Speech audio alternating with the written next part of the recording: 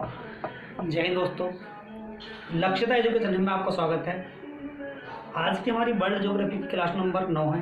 Class number 8 में डाल चुका हूँ और हम क्लास नंबर 8 में क्या पढ़ा, पृथ्वी के बारे में हम जानकारी ले रहे हैं। पृथ्वी के बारे में पढ़ रहे हैं यहाँ। तो क्लास नंबर हमारी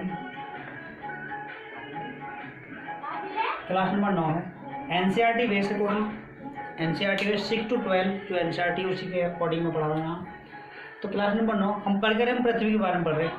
इससे पहले वाली वीडियो में जो हमने पढ़ा था, तो वो पढ़ा था हमने पृथ्वी के जो आपकी दैनिक गति पढ़ा था, परिक्रमण गति पढ़ा था, उसके बारे में हमने पढ़ लिया था। और पृथ्वी अपने एक्स पर कितनी डिग्री झुकी हुई उसके बारे में पढ़ा था।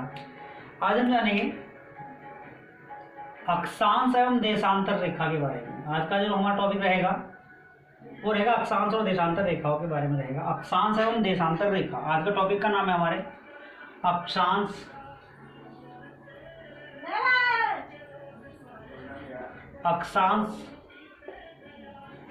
एवं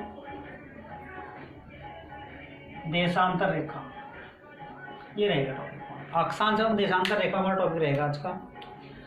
तो हमारा जो ग्लोब है, पृथ्वी का जो बांटा गया, दो भागों में बांटा गया। एक हमारी जो रेखा है हमारी, ये जो हमारे बीच से खींची गई रेखा होती है हमारी, इसके बारे में जानेंगे। तो ये हमारी क्या है, इसको हम बोलते हैं भूमध्य रेखा। भूमध्य रेखा, और ये खींची गई हमारी 0 डिग्री पर खींची गई है। 0 डिग्री पर ये खींची गई है भूमध्य रेखा। और ये हमारे संपूर्ण ग्लोब को 2 पार्ट में डिवाइड करती है। संपूर्ण ग्लोब को 2 पार्ट में डिवाइड करती है, उत्तरी गोलार्ध और दक्षिण गोलार्ध, मतलब north pole and south pole. इसके थोड़ा ऊपर चलेंगे, 23.5 डिग्री पर चलेंगे हम। 23.5 डिग्री पर चलेंगे तो ये हमारी कर्क रेखा है, कर्क रेखा। और नीचे 23.5 डिग्री पर चलेंगे तो ये मकर रेखा है, मकर रेखा, मकर रेखा। ठीक है, ये जो भूमध्य रेखा है हमारी, ये जो भूमध्य रेखा को विषुवत रेखा भी कहते हैं हम। विषुवत रेखा भी इसी को कहा जाता है, विषुवत रेखा, विषुवत रेखा। अगर क्वेश्चन पूछा जाएगा कि भूमध्य रेखा के उत्तरी गोलार्ध यानी उत्तर में 23.5 डिग्री रेखा को कहते हैं हम, कर्क रेखा कहते हैं। और भूमध्य रेखा के 23.5 डिग्री दक्षिण में जो रेखा खींची जाती है उसको क्या कहते हैं, उसको मकर रेखा कहते हैं। ठीक है, अब जो मैंने यहाँ पढ़ा रहा हूँ, मैं क्या पढ़ा रहा हूँ, अक्षांश रेखाएं पढ़ा रहा हूँ। क्या पढ़ा रहा हूँ मैं, अक्षांश रेखाएं। अक्षांश रेखा है हमारी एवं देशांतर रेखा है। तो ग्लोब में जो पश्चिम से पूर्व की ओर और पूर्व से पश्चिम की ओर जो खींची जाती रेखाएं, तो उनको बोलते हैं अक्षांश रेखा कहते हैं। उनको हम क्या बोलते हैं, उनको हम अक्षांश रेखा कहते हैं। अक्षांश रेखा, अक्षांश रेखा होती है हमारी, अक्षांश रेखा इनको कहते हैं। ये समांतर खींची जाती है, समांतर खींची जाती है।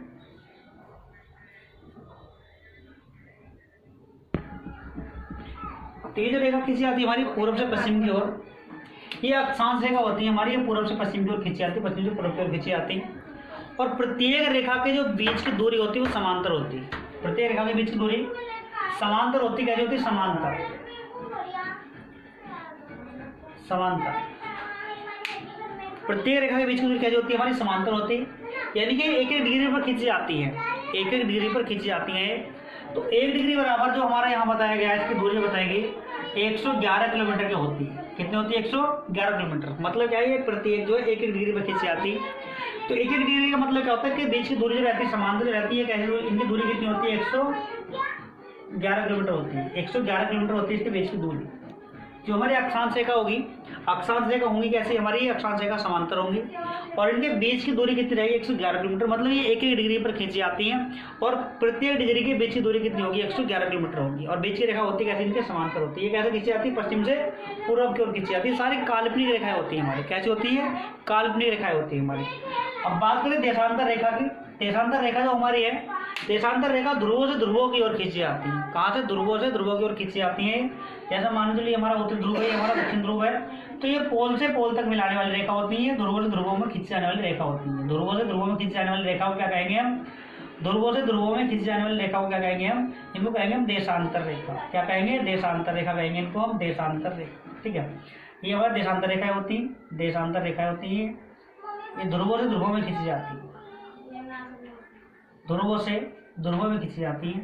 तो ध्रुवों से ध्रुवों में खींची जाने वाली रेखा जो होती है हमारी, उनको क्या कहते हैं, उनको कहते हैं हम देशांतर रेखा। क्या कहते हैं इनको हम? इनको देशांतर रेखा कहते हैं, देशांतर रेखा। जो रेखा ध्रुवों से ध्रुवों में खींची जाती है वे रेखा कैसी कहलाती है? देशांतर रेखा कहलाती है।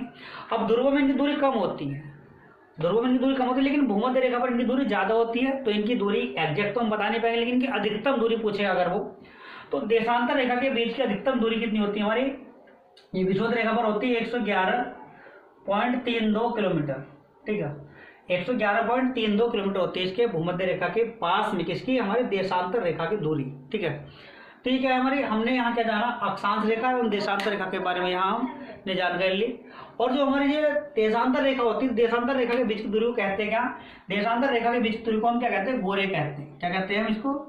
हम गोरे कहते हैं। देशांतर रेखा के बीच की दूरी को हम गोरे कहते हैं। ठीक है, हाँ, इसको हम गोरे कहते हैं। तो वीडियो अगर आपको अच्छी लगे तो कमेंट्स करना, शेयर करना और चैनल को सब्सक्राइब जरूर कर लेना। ठीक है, तो ये हमारी आज की क्लास नंबर 9 है। अगर क्लास आपको अच्छी लगे तो कमेंट जरूर करना। आप कमेंट्स करके बताओगे तब आपको अगली क्लास मिलती रहेगी। आप कमेंट्स नहीं कर पा रहे इसलिए हम क्लास आगे डाल नहीं पा रहे, लोड नहीं कर पा रहे। ठीक है, तो आपको वीडियो कैसे लगी कमेंट्स करना, शेयर करना, वीडियो को लाइक करना। तो चैनल से नए जुड़े हो तो चैनल को सब्सक्राइब जरूर कर लेना एक बार।